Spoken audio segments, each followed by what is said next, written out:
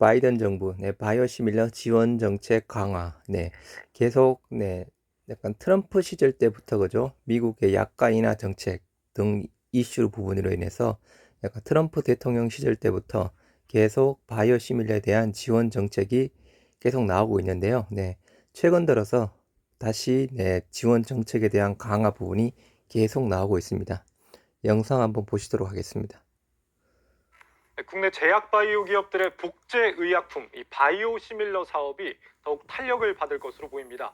미국이 관련 지원을 대폭 늘리기로 하면서 그 수혜가 예상되고 있습니다. 성장기업부 신동우 기자와 함께 이 소식 알아보겠습니다. 신 기자, 이 바이오시밀러가 흔히 말하는 이제 복제약을 말하는 거잖아요. 네, 이게 맞습니다. 그 산업이 어떤 경쟁력을 갖고 있는 겁니까? 우선 그 산업을 살펴보기 전에 이 바이오시밀러에 대해서 좀 간단하게 말씀드리자면요. 이 네. 바이오시밀러는 오리지널 바이오 의약품을 이제 복제한 의약품이라고 이제 명명할 수 있을 것 같은데요. 합성 의약품의 경우 이제 동일 성분을 좀 화학적으로 합성하기 때문에 이제 복제 의약품 제네릭으로 불리고 있고요. 다만 바이오시밀러는 이제 살아있는 세포 등을 이용하기 때문에 완전히 동일하게 이제 복제되지 않고 비슷하다는 의미에서 이제 시밀러라는 단어를 부릅니다. 예. 그래서 흔히들 바이오시밀러는 오리지널 의약품과 동일한 효과를 낸다고 하죠. 그런데 이제 임상에서 가장 많은 시간과 이제 비용이 드는 임상 이상을 생략을 할 수가 있고요. 덕분에 이 오리지널 제품의 가격 대비 한 50%에서 70%까지 가격이 저렴하다는 게 이제 가장 큰 특징입니다. 예. 때문에 제약 바이오 기업들 입장에서는 이제 많은 시간과 비용이 소요되는 거를 좀 줄이고 또 가격적인 측면에서도 충분히 경쟁력이 할 수 있기 때문에 이 바이오시밀러 사업에 뛰어들 수밖에 없는 상황입니다.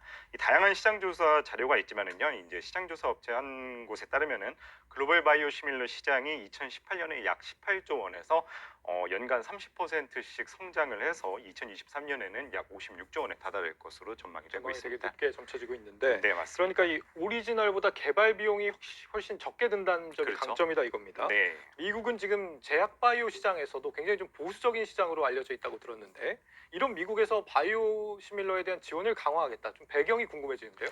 네, 사실 그간 이 오리지널 제약사들 이제 몇 군데 같은 경우에는 아무래도 이제 바이오 좀 가격이 싼 바이오 시밀러 제품이 나오면은 자기들 입장에서는 이제 피해를 받지 않습니까? 예. 그래서 사실 이제 미국 시장에서도 이 몇몇 이 오리지널 제약사들의 반대로 인해서 그간 좀 바이오 시밀러 시장이 뭐 유럽이나 상대적으로 좀 보수적이었던 게 사실입니다. 예. 그런데 아무래도 이 바이오 시밀러 시장의 확대는 이제 시대의 흐름을 흘러갈 수밖에 없다. 뭐 이렇게 말씀드릴 수 있을 것 같은데요.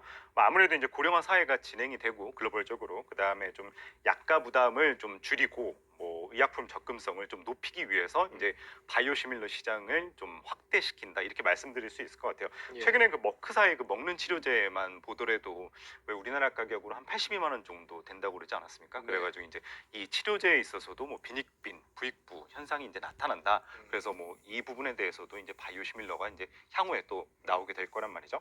그렇기 때문에 어떻게 보면은 이 바이오시밀러 시장이 이 시대의 흐름 속에 조금 확대가 되는 것 같은데 이 사실 이 미국의 바이오시밀러 장려책 같은 경우에는 트럼프 행정 때부터 이제 조금씩 시작이 됐다 이렇게 말씀드릴 수 있을 것 같아요. 예. 이 트럼프 행정부 때 핵심 의료 정책이 약가 인하 정책이었는데요. 당시 이제 자국의 약값을 내리기 위해 제네릭 바이오시밀러 도입 확대와 뭐 규제 완화 등으로 이 제약회사의 가격 경쟁을 촉진한다는 이제 골자로 한 이 약가 인하 정책을 발표를 했고요. 바이든 이러한 정부 기조가 때죠. 그쵸 바이든 정부 때 들어서 예. 이제 처음 이제 트럼프 행정부 때 이제 조금씩 시작이 됐다면 좀 가속화됐다. 아, 뭐 오히려 더 바이든 가속화되고 있다. 그쵸 그렇게 예. 말씀드릴 수 있을 것 같습니다.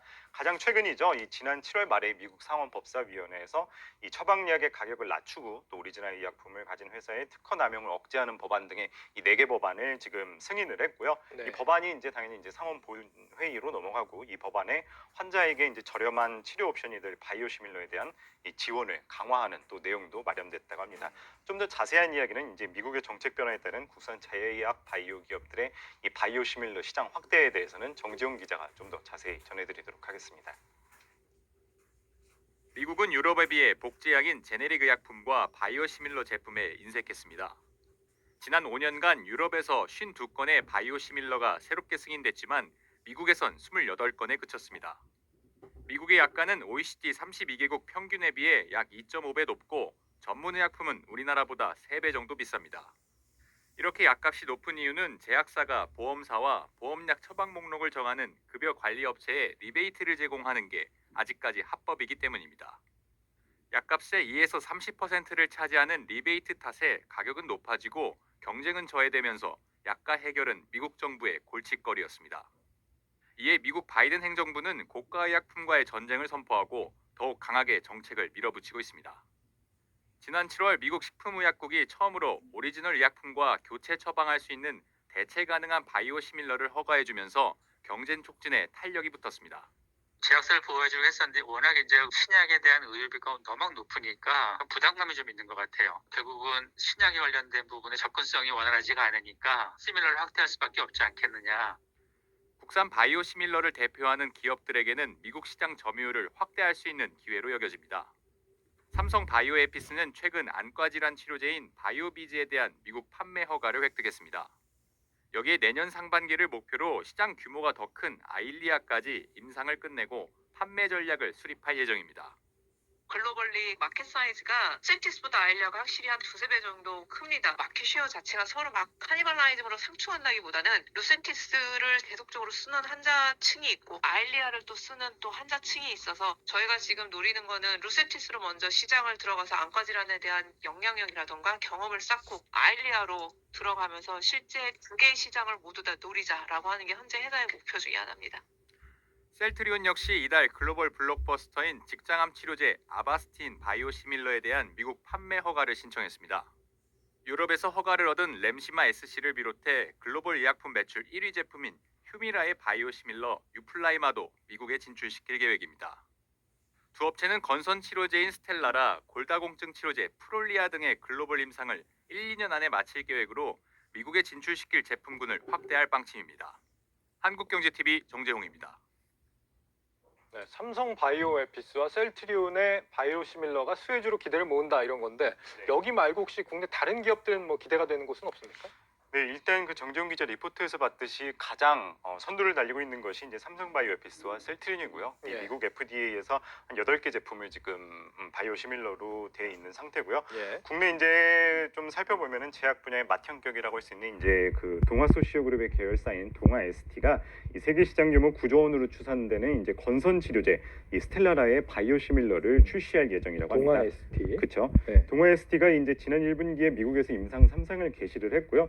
이 스텔라라의 미국 특허 만료 시점이 오는 2023년이라고 하거든요. 그래서 여기에 맞춰서 이제 향후 이제 차근차근 개발할 예정이라고 합니다. 또 주목할 만한 바이오시밀러는 이 황반변성 치료제입니다. 이 그중 하나인 이 아일리아 바이오시밀러를 국내 이 알테오젠이라는 기업과 이제 삼천당제약이 뛰어들어서 이 개발에 박차를 가하고 있습니다. 특히 알테오젠 같은 경우에는 이 아일리아 바이오시밀러를 개발하고 있고 지난해 자회사인 이 알토스 바이오로직스를 설립해서 올해 하반기 임상 3상을 이제 꾸준하게 순차대로 이제 진행할 계획이라고 하고요. 예. 특히 알테오젠의 경우에 2017년에 아일리아의 제형 특허를 회피할 수 있는 기술을 개발을 했기 때문에 이 물질 특허 만료 시에 곧바로 또 출시가 가능하다는 것이 또 가장 큰 특징입니다.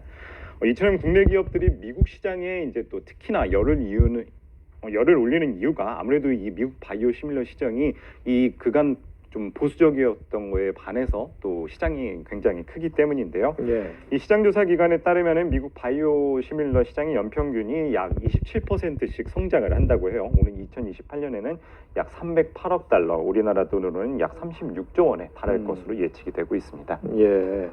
그런데 이렇게 좀 지원이 늘어난다는 건 당장 국내 기업들한테는 기회가 될 수는 있겠습니다만 이 장기적으로 봤을 때 반드시 좋게만 볼 일은 또 아니라면서요. 왜 그런 겁니까? 그렇죠. 아무래도 이 처음 시장에서는 그 높은 가격의 오리지널에 이제 좀 이렇게 대결을 하면서 좀 가격 싼 제품을 만들므로써 그 시장에서 선점을 하게 된다면은 아무래도 좀 경쟁력이 있는 게 사실이지만은요. 예. 아무래도 이 가장 빠르게 해서 이제 시장에 선점하거나 가격 경쟁력을 채우는 것이 이제 가장 중요하다는 거는 맞는 사실인데 아무래도 이 오리지널 제약사와의 또 특허 문제도 또 걸림돌이 될 수 있을 것 같습니다. 당연히 오리지널 제약사들 입장에서는 자신의 이제 이 약품에 대한 바이오시밀러를 내기 때문에 위협을 받기 때문에 또 이 특허 관련해서 또 압박을 가할 수밖에 없을 것 같고요. 또 바이오시밀러 약들의 출시 이후에는 또 오리지널 가격을 또 낮추려고 하기 때문에 또 바이오시밀러와의 이제 경쟁이 심화될 것으로 보이고 또 이후에는 이제 바이오시밀러를 이제 만드는 제조사들 같은 경우에 그끼리 이제 저가 경쟁을 벌일 수 있기 때문에 또